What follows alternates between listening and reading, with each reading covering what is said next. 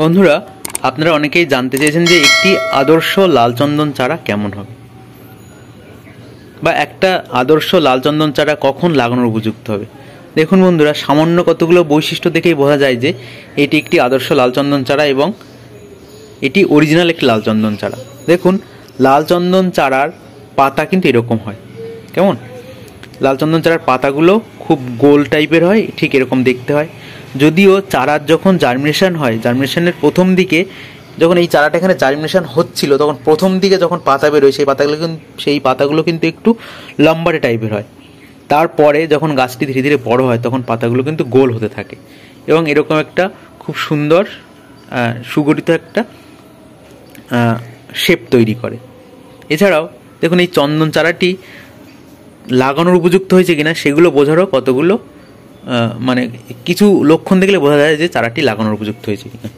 দেখুন, চন্দন চারা দেখবেন যে যখন গোড়ার দিকের এই অংশটি এরকম শক্ত হয়ে গেছে, মানে হেলে পড়ছে না, বা দেখুন এই অংশটা দুলছে না, সহজে শক্ত হয়ে গেছে এবং চারাটি বেশ সুগঠিত, খুব সুন্দর দেখতে। এরকম লক্ষণ দেখলে আমরা বুঝতে পারি যে এই চারাটি কিন্তু লাগানোর উপযুক্ত হয়ে গেছে। একটা নির্দিষ্ট হাইটও আপনারা খেয়াল করতে পারেন, যে মোটামুটি যদি দেখেন যে চারাটি প্রায় ধরুন 1.5 ফুটের কাছাকাছি হয়ে গেছে, বা 1 ফুট থেকে আরও বেশি বেড়ে গেছে এবং সব দিকে সুগঠিত রয়েছে, এরকম চারা কিন্তু আপনারা সহজেই লাগাতে পারেন। আর লাল চন্দন চারার ক্ষেত্রে একটু বলবো যে লাল চন্দন চারা লাগানোর পর প্রথমে কিন্তু একটু কম গ্রো হয়, বাড়তে থাকে কম।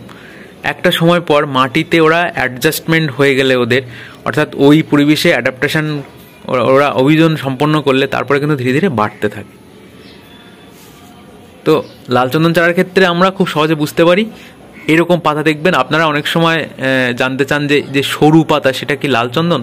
দেখুন, লাল চন্দনের পাতা কখনো সরু হয় না, লাল চন্দনের পাতা কিন্তু এরকম গোল গোল টাইপের হয়, ঠিক এরকম টাইপের হয় যেমন আমি দেখাচ্ছি। এটাই কিন্তু একটি আদর্শ অরিজিনাল লাল চন্দন এবং এই ধরনের চারা আপনারা নিশ্চিন্তে বাড়িতে লাগাতে পারেন। এটি একটি আসল বা অরিজিনাল লাল চন্দনের চারা। তো অনেকের অরিজিনাল লাল চন্দন চিনতে অসুবিধা হয়, তাদের জন্যই মূলত ভিডিওটি। অনেকে যারা বলেন যে সরু পাতার একটা চন্দন আছে লাল চন্দন, ওটা কি চন্দন? অ্যাকচুয়ালি ওটা চন্দন নয়, ওটা চন্দনের কোনো গোত্রও নয়। ওই সরু পাতার গাছটি যার লাল লাল ফল হয়, ওটা কিন্তু লাল চন্দন তো নয় বা চন্দন নয় কোনো। অনেকেই ওটা গ্রামীণ ভাষায় রঞ্জন বলে থাকে। ওই গাছের কোনো সুগন্ধ হয় না, সেই অর্থে ওর কোনো দামও নেই। অর্থাৎ একটাই লাল চন্দনের প্রজাতি, স্যান্টালাম অ্যালবামের একটাই লাল চন্দনের প্রজাতি, যেটা কিন্তু এইরকম পাতাগুলো বড় বড় হয়, কিছুটা গোল টাইপের হয়, এরকম দেখতে। ঠিক আছে বন্ধুরা, আশা করি আপনারা এবার অবশ্যই অরিজিনাল লাল চন্দন চিনতে পারবেন, চিনতে আপনাদের ভুল হবে না। থ্যাংক ইউ বন্ধুরা, আপনাদের সকলকে অসংখ্য ধন্যবাদ। আপনারা সবাই খুব খুব ভালো থাকবেন।